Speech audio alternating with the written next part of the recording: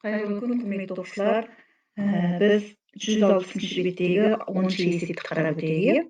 Қалыңдығы 5 сантиметр тақтайды тесіп өткенде, массасы 9 грамм оқтың жылдамдығы 600 метр секундтан 200 метр секундқа дейін азайды деп тұр. Қозғалысқа кедергі күшті анықтаңдар дейді. Қозғалысқа кедергі күшті анықтаймыз.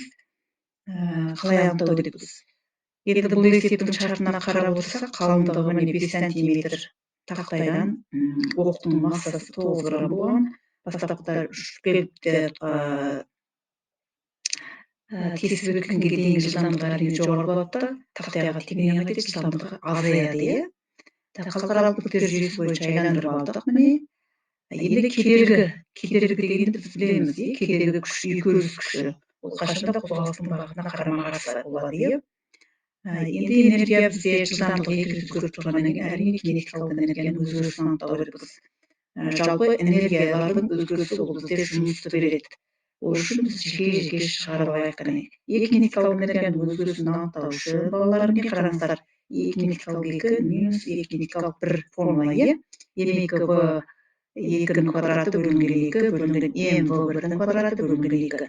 Мына жерден бірдей ұқсас шамалап жақшының алдына шығарып жібердік. Сонда В2-ның квадратынан В 1-дің квадратын азайттық, иә? Осы жерде бізде Е кинетикалық энергияның мәні 1440 джоулға тең болды. Жалпы кедергі күштің әсерінен болғандықтан онда бізде минус таңбамыз бар, иә, формула бойынша. Ал жаңағы анықтаған формуламыз бізде минус 1440 джоулға тең болды. Яғни жүзден минус көбейтіліп қайтеді. Плюс болып кетеді, яғни 1440 джоул немесе 1,44 килоджоул шығады екен. Енді бізге күшті табу керек. Онда механикалық жұмыстың формуласын жазып аламыз. Сол күшпен жүрген жолдың көбейтсе тең шама. Осы жерден күшті түрлендіріп аламыз, міне. Жұмысты қайтеміз, жаңағы жүріп өткен қалыңдыққа бөлеміз.